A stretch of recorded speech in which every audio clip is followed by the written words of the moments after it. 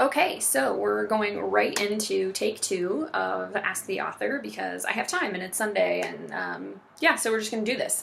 So, first session of Ask the Author, if you didn't see it, was more about me and just kind of being an author, and this session is more about the act of writing and more about my books.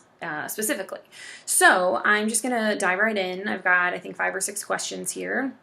The first person asked what inspired the Bound series, and I answered that a little bit in the previous take, but essentially I was reading the Star-Crossed series by Rachel Higginson for like the third time or whatever. I read it a million times, and you should all go read it too because it's fabulous.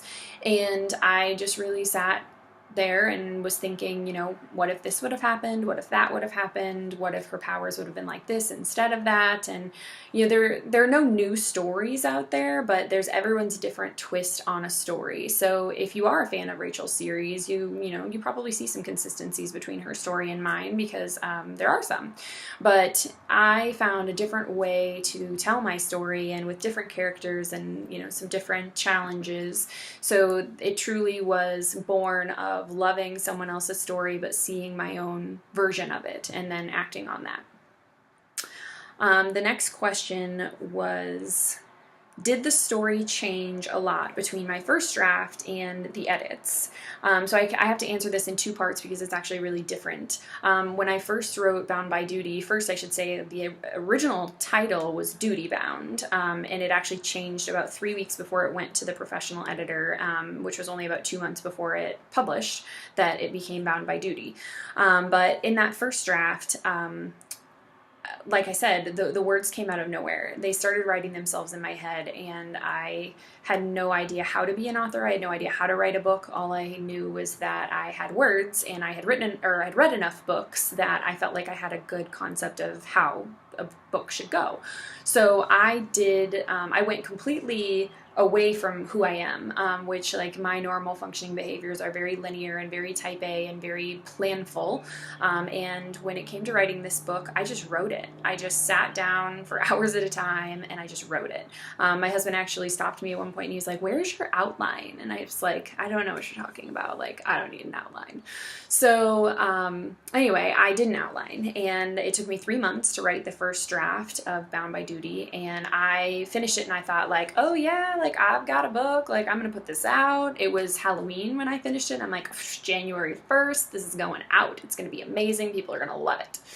And when it went into its first round of beta reading, I had one friend who was the Outlander, Game of Thrones, I like to read 1,000-page books that have all kinds of crazy detail person. And I had originally, I chose her as a reader for that exact reason, because I wanted someone who was that detail-oriented.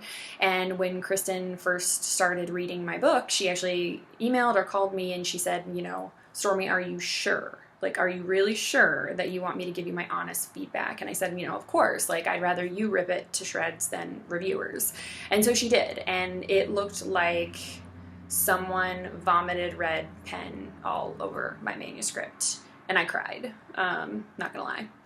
But after I kind of processed through my 5 stages of grief over this manuscript, I finally came around to the fact that in 90% of instances, she was completely right. And it was so far from the mark, and it needed so much work.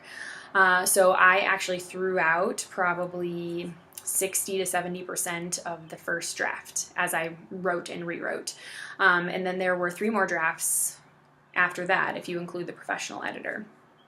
So, really, it was the 4th draft of Bound by Duty that actually got published. So for that book, yes, to answer the really long answer comes down to yes, there were tons of changes from the first draft to the last. And to be honest, that last month, I worked all of May. Every night I was in the chair, and the biggest changes came in those last 3 weeks. That was when I changed the title.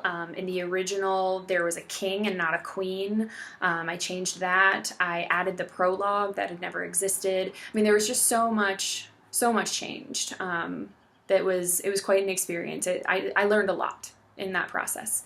So then when you look at spells, actually that process went much easier for me. I only had So I finished the first draft of Spells November 15th, and it was done February 1st. I would say that I had another round and a half, I'll call it, of edits. That piece of the story, I did do some outlining with that one, but I didn't really stick to it. It didn't, the outlining process I've just learned it doesn't work for me. So I mapped major milestones, and I just let the muse kind of take me where I need to go as I'm going through the process. And so Spells was easier than Duty was. And now I'm writing the third book, and it feels more like Duty than it does Spells. I feel like I'm just putting words on the page to get that first draft out right now, and then I'm going to have to spend a lot of time going back in and really finessing it, because I want you guys to be really happy with where it is and what it is. And right now I'm just plodding away because I'm not quite sure how I feel about it. So the joys of being an author. Sometimes you just go and you don't know exactly where you're going. Okay, next question. Was the entire series mapped out in my head? Did I know where I was going? Oh my God, no. Like, no. I shouldn't say that I don't still, because I do. I know how the series ends. But I don't know how I'm going to get there.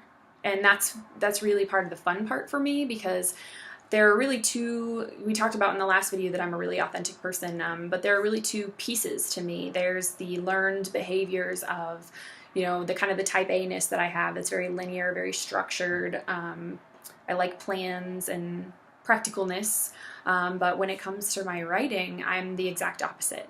My creativity is at its best when I don't try to stifle it, and I don't put it in a box and in an outline, and it's really, my best work happens when I'm just letting it go, and it comes, you know, I'm just as surprised sometimes by the words that I type as you guys probably are when you read them. I don't know where they come from. I don't know how they get there. Like, my muse is a crazy, crazy chick. But I love her, and I've learned to trust her, and I do think that she takes me in the right directions. So, no, the entire series was not in my head, and things change every time I sit down in the chair. I sat down yesterday. This is a perfect example. I sat down yesterday. I mapped out 3 chapters, and then I sat down to write them. And I got half a chapter in and completely changed trajectory, because a piece of dialogue slipped in, and that just changed everything. So that's kind of how I roll. It's kind of crazy, but I embrace it and I love it. Last question, which is what makes me laugh, was from one of the fans, and they asked, is Aiden based on a real person? And then she also added, you know, if so, can she have him? Well, no, you can't, because he's mine and I'm married to him. But Aiden is really based a lot on my husband. Part of that is because I've been with my husband since I was 18. We met 3 months into college, and then we had our first date in December of 2000. So this year will be 15 years that we've been together. 8 years since we got married. And so I've really been exposed to him, like, pretty much like half my life, almost more than half my life. So anyway, yes, Aiden is based in a lot of ways on my husband. And I think part of that comes from when you write your first book, you don't really trust yourself to come up with characters. So you lean on the people that you know, and the mannerisms and the language and the quirks of people that you can relate to, because you're not quite comfortable making those things up completely. And so initially, Aiden started out very, very, very much like my husband, and he's kind of departed and he's become his own person. My husband actually likes to joke that he thinks that Aiden is the version of him that I wish he was. Some days that would be okay, but I do love my husband as he is, so he can stay. But no, I'm sorry, Bobby, you can't have Aiden because he's all mine. So, okay, so that is what I had today for the books writing process fun part of all of this.